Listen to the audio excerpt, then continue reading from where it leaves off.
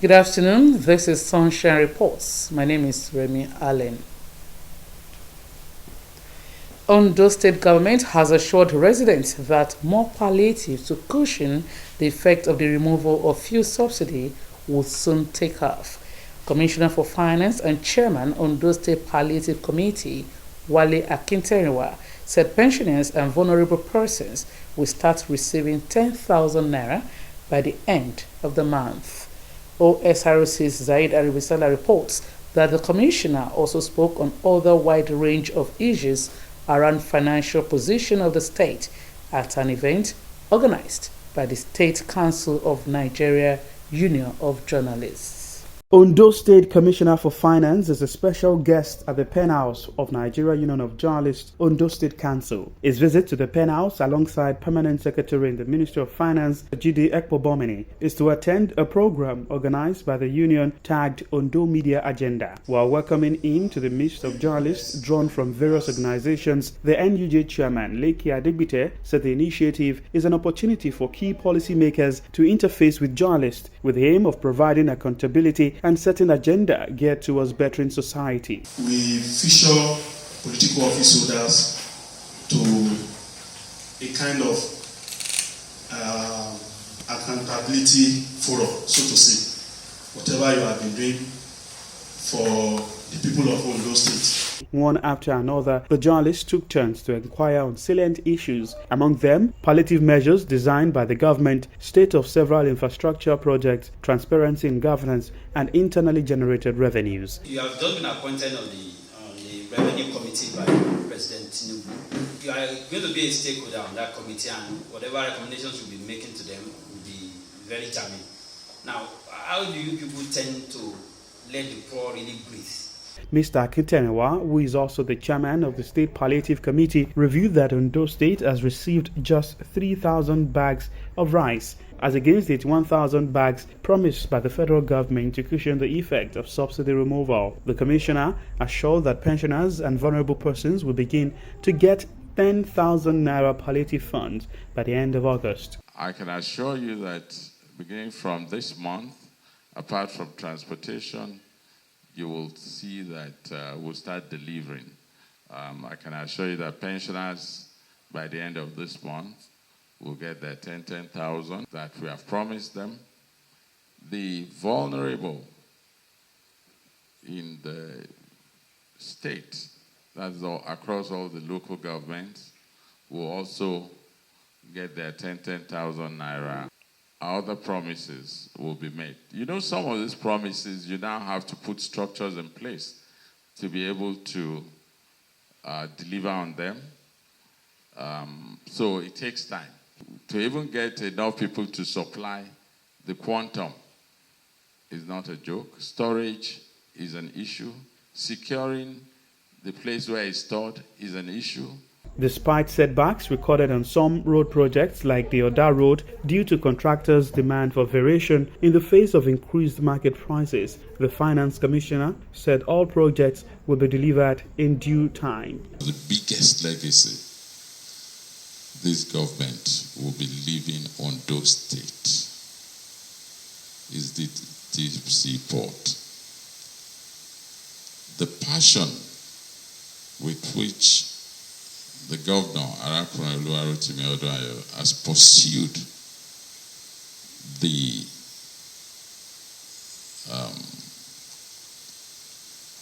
issue of the deep sea port is something worth commending. Mr. Akinteriwa, a member of the Presidential Tax Reform Committee, who attributed the increase in Ondo State internally generated revenue from 500 million to 3 billion naira monthly under the Akeredolu administration as a result of his principal's passion for the state's development, expressed confidence that President Tinubu remains committed to masses' welfare. The Nigerian Union of Journalists in the state says it will continue to engage those in public and private sectors to make them accountable. Sahid Aribisala, Osrc News. President Bola Tinubu has declared he was not contemplating reversal of the decision which removed fuel subsidy in the country, describing threats by Nigerian Labour Congress premature, urging Nigerians to hold their peace. This came as he assured of a stabilized pricing regime for petrol. The president said his government is poised to take measures to maintain the current pump price of petrol without reversal of its policy on subsidy removal, affirming there will be no increase in price in any part of the country. He assured that his government will address inefficiencies in the midstream and downstream petroleum value chains so that the price can be stabilized. Meanwhile, the Nigerian National Petroleum Company (NNPC) Limited says it has no plan to raise the pump price of petrol. In a terse statement, the company urged Nigerians to disregard speculations of a fresh hike in the price of the premium product. There seemed to be no respite for Nigerians after President Bola Tinubu announced the removal of petrol subsidy in his inaugural speech. Transportation cost has since galloped and its attendant economic implications felt on food prices, with the organized labor protesting what it called anti-people policies of the Tinubu administration. The unprecedented increase in the price of petrol from 184 naira per litre to over 600 naira has occurred amid the unification of the foreign exchange rates by the Tinubu administration, as well as rising inflation rates. The Ondo State House of Assembly has passed into law a bill for a law to provide for the creation of new local council development areas, LCDAs.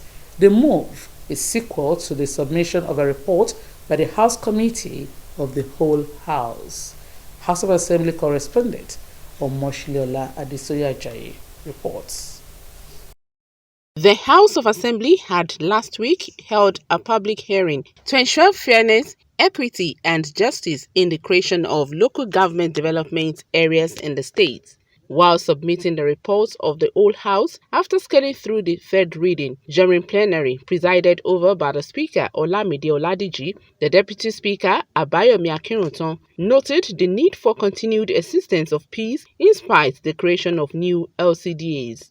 He equally said there is need for State Surveyor General and his team to map out of all the communities in order to avoid communal clashes in future. Having examined the bill critically, both our public hearing and parliamentary meeting, the House hereby adopts the provision contained herein. Thank you, Mr. Speaker. The majority leader of the House, Oluwole Ogunmolashoye, who moved a motion for the bill to be read the third time and subsequently passed into law, appreciated the committee for a job well done, and the motion was seconded by a lawmaker representing Akure South Constituency 1, Olajide Oguntodu.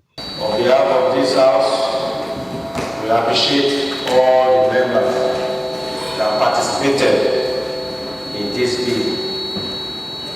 And we must also use this opportunity to appreciate the Ondo State Mr. Governor that did it fit that proposed this bill to this honorable House. And we know with the passage of this bill, if this bill can become a law, it will have more value to the good people of Ondo State. The Speaker, Olamide Oladiji, thanked the governor for the initiative, which he noted will foster more development at the grassroots. I wish to bring to the notice of this to the entire people of Ondo State that the committee of the Royal House has painstakingly looked into the agitation and complaint raised by the good people at the public hearing, and necessary correction recommendations have been made to the executive arm.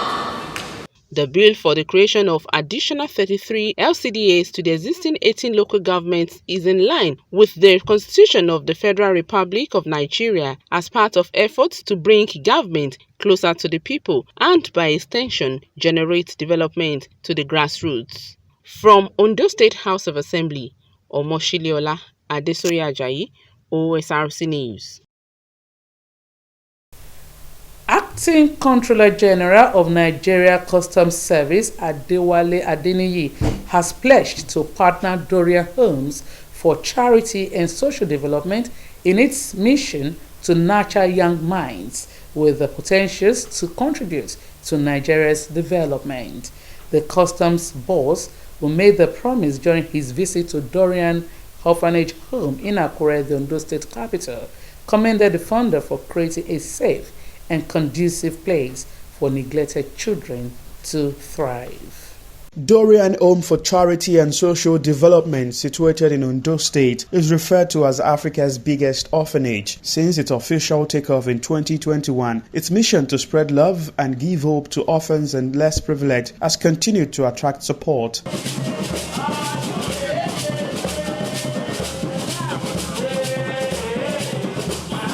The latest is coming from the Nigeria Customs Service, as its acting Controller General, Adewale Adeniyi, led other top officers on a special visit to the orphanage home. The Customs Controller, who was received by Dorian Home General Manager, Mr. Olani Ogunleye, said the visit is to express the service readiness to partner the orphanage in meeting the objective of nurturing young minds. We have found a very worthy partners in Dorian Homes. I've read about the orphanage. I've watched what you do both online and in the traditional media, and I've seen the passion and the commitment of the proprietors of this place, who is actually, the main driver of the place. And we felt that we cannot ask for a better partner in order for customs to reach effectively to the society we serve. Mr. Adewale Adeniyi, who was conducted round the about 700-bed facility, interfaced with the children, urging them to stay focused. I hope you are fine. You are okay? Okay. The customs boss also made a stop at the Women and Youth Development Center of Dorian Home. Our mandate, basically, is to walk around and generate revenue for the country. Now, we do not generate this revenue in a ghost city. We operate within the society, within communities, within border areas, within state commands and things like that. So when we do this, we also feel that we have a responsibility to the community that help us to assist us in making those kind of revenue generation. We've seen that this place has capacity for almost 1,000 kids. So they need to feed them, they need to clothe them, they need to provide them medicaments and things like that. So in any of these areas, periodically, we'll be looking at our stores and we would be sending off those kind of items that can assist them to achieve the objectives for which this kind of homes are set up. Dorian Home General Manager, Mr. Ogunleye, who represented the founder, Dr. Tolulola Bayode, appreciated the Nigeria Customs for identifying with their passion to better society. I want to see it as very encouraging that we're able to have recognition by the federal government. By the fact that we have a personality like the Controller General of Customs recognizing Dorian Home and visiting this place is highly encouraging.